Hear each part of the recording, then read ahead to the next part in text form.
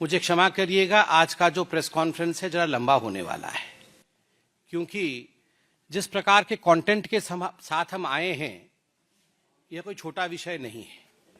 CAG की report आई है, दिल्ली की सरकार किस प्रकार काम कर रही है, अरविंद केजरीवाल जी की सरकार के कामों का मुआयना controller and auditor general CAG उन्होंने किया है और वो रिपोर्ट आज पब्लिक हुई है, अखबारों में भी छपी है, मीडिया में भी विषय चल रहा है।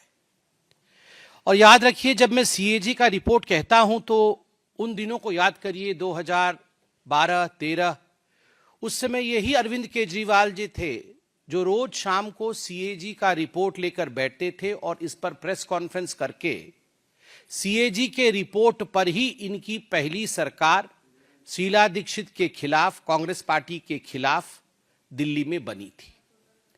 तो स्वाभाविक रूप से सीएजी कितना महत्वपूर्ण है और उसके रिपोर्ट का क्या महत्व है वो अरविंद केजरीवाल जी समझते होंगे, ऐसा मेरा मानना है।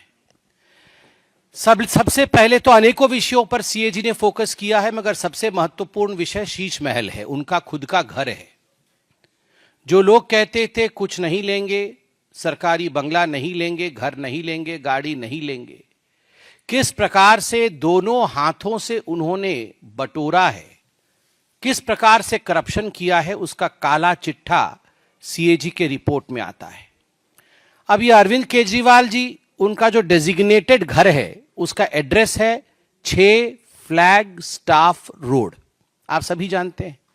अब ये फ्लैग स्टाफ रोड कोई आज का मकान नहीं है, जैसे यहां एमपीज के मकान होते हैं, सारे एमपी मिनिस्टर इत्यादि रहते हैं, ये पुराने जमाने के मकान हैं।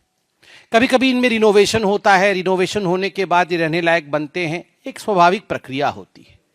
मगर आपको जान के आश्चर्य होगा कि सीएजी की रिपोर्ट कहती है कि 17 मार्च 2020, 17 मार्च 2020 को दिल्ली की पीडब्ल्यूडी डिपार्टमेंट ने एक प्रपोजल दिया कि इस 6 फ्लैग स्टाफ रोड को, केजरीवाल जी के मकान को रीमॉडलिंग करना होगा।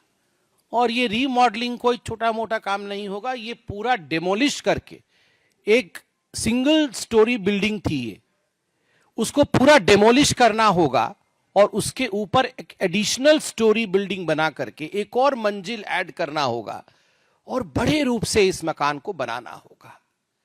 और ये प्रपोजल दिया 17 मार्च 2020 को पीडब्ल्यूडी डिपार्टमेंट ने, और एक दिन के अंदर ही इस प्रपोजल को मान लिया गया।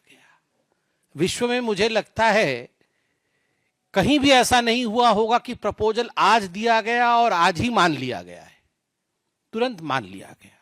अब मान लिया गया तो क्या हुआ, तो एस्टिमेशन होती है, कोई बिल्डिंग बनेगा, उसको तोड़ा जाएगा, नई बिल्डिंग बनेगी, तो एक एस्टिमेटेड कॉस्ट निकालना पड़ता है कि इतना खर्चा होगा।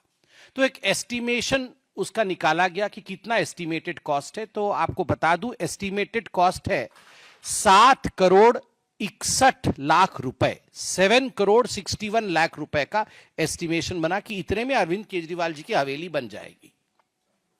मगर बाद में टेंडर प्रोसेस होता है, एक तो एस्टिमेटेड कॉस्ट होता है, उसके बाद सरकार टेंडर निकालती है।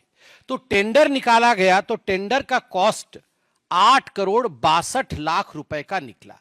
मतलब एस्टिमेटेड कॉस्ट 7 करोड़ का हुआ और जब टेंडर निकला तो वो 8 करोड़ 62। देश के मेंटर, बच्चे देश के मेंटर बनेंगे, तो एजुकेशन डिपार्टमेंट का है। 9 अक्टूबर 2021 से 26 अक्टूबर 2021 तक इन्होंने एडवर्टाइजमेंट किया।